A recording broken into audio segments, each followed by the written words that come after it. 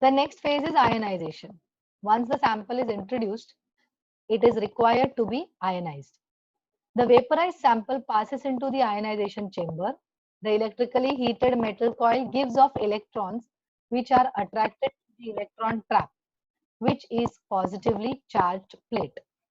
The particles in the sample are therefore bombarded with a stream of electrons, and some of the collisions are energetic enough to or convert them into ions. Most of the positive ions formed will carry a charge of +1 because it is much more difficult to remove further electrons. These positive ions are persuaded out into the rest of the machine by an ion repeller, which is again another electrically charged plate. So you can see here how ionization can take place. So the vapor sample is entering.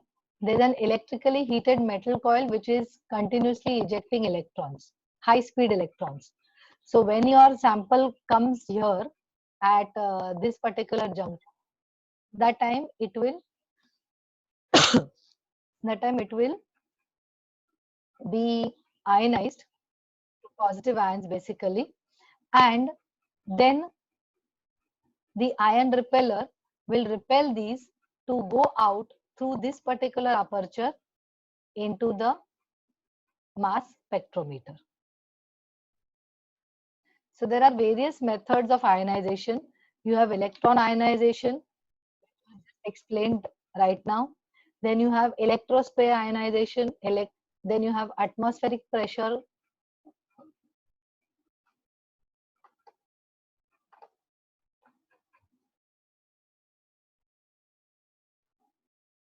Then you have atmospheric pressure chemical ionization, matrix assisted laser desorption ionization, fast atom bombardment, and liquid secondary ion mass spectrometry.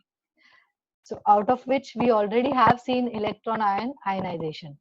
That means in a case where the electrons will be bombarded onto the sample and ions will be created.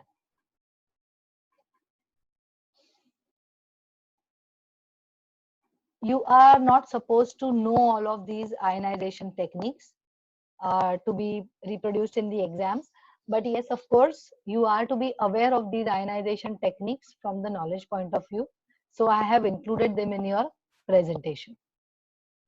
In your exams, you can simply list and explain the very first diagram. This diagram is sufficient to explain the ionization process in mass spectrometry.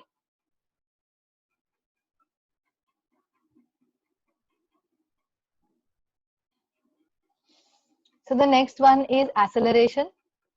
The positive ions are repelled away from the positive ionization chamber and pass through 3 slits, the final one of which is at 0 volts. The middle slit carries some intermediate voltage. All the ions are accelerated into a finely focused beam. So here you can see the ionization chamber is at approximately plus 10,000 volts, whereas the last one will be nearly 0 volts. And you have a fine focused beam of ions now that will be accelerated further for deflection. So deflection, different ions are deflected by the magnetic field by different amounts. The amount of deflection depends on 1. The mass of the ion. Lighter ions are deflected more than the heavier ones. The charge on the ion. Ions with 2 or more positive charges are deflected more than ones with only one positive charge. These two factors are combined into the mass charge ratio. Mass charge ratio is given by the symbol m by z or sometimes m by e.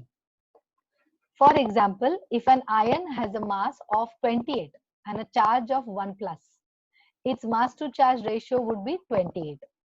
An ion with a mass of 56 and a charge of 2 plus would also have a mass to charge ratio of 28. In the previous diagram, we saw that ion stream A is most deflected. It will contain ions with the smallest mass charge ratio, and ion stream C is the least deflected. It contains ions with the greatest mass charge ratio. So A is having the least mass charge ratio and C is having the most. The diagram that we are talking about is this one.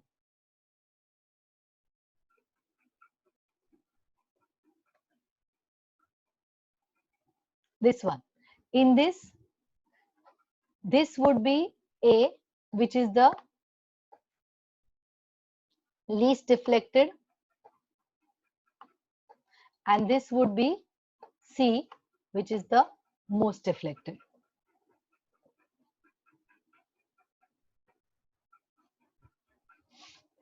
Okay, it makes it simpler to talk about this if we assume that the charge on all the ions is +1. Most of the ions passing through the mass spectrometer will have a charge of +1. So the deflection part now.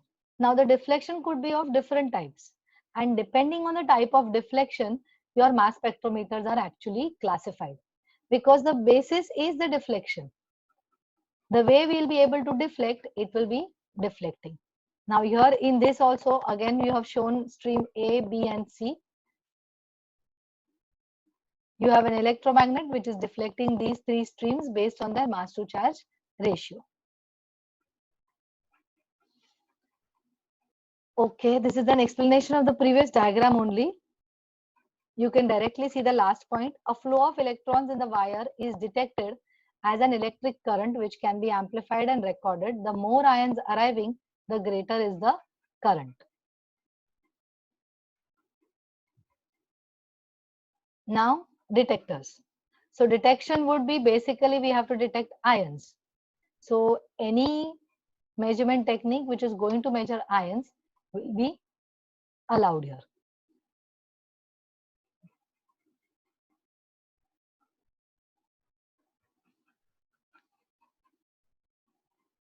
Detecting the other ions. Okay. Now once one of the ions are detected, what about the others? So the slit has to be moved in such a way that it will detect all the different ions, or it has to be holding those. That means there has to be a collector electrode which will collect all these and wait.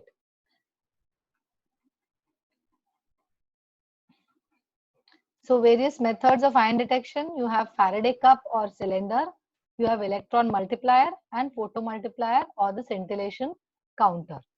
We are already aware of the electron multiplier and the photomultiplier tubes. Faraday cup is nothing but the basics of an electron multiplier tube. So what is there in the Faraday cup? You have the ion beam entering and there will be electrons that would be ejected because of the collision of these ions. The Faraday cup or cylinder electrode detector is very simple. The basic principle is that the incident ion strikes the dianode surface which emits electrons and induces a current in the which is amplified and recorded. So whenever there will be an ion that is striking, there will be electrons ejected. These electrons are then collected and provided to the amplifier for amplification purpose. Your electron multiplier tube will be a combination of many such Faraday cups. This is your electron multiplier.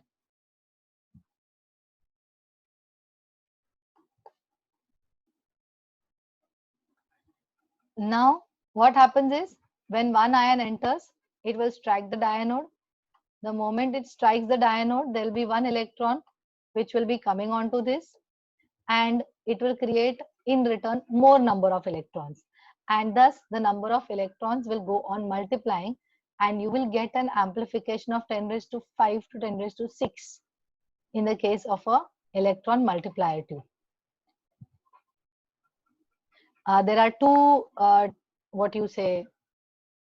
two arrangements, either different dianodes or same dianode with varying current, or a single dianode.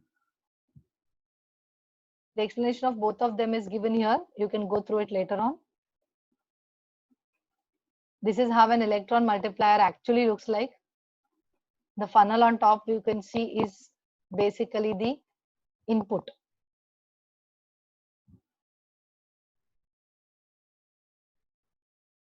Now, photomultiplier or scintillation counter, what happens actually in this is that when the electron beam will when the ion beam will enter, it will ionize the not ionize, it will collide, and it will basically be absorbed by the gas which is present inside, and there will be photons that will be released.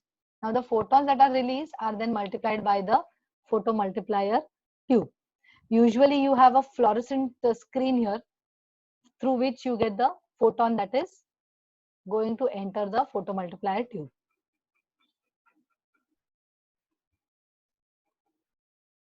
The explanation for the same is given. Now we will be starting with the different types of mass spectrometers. Any query till this point?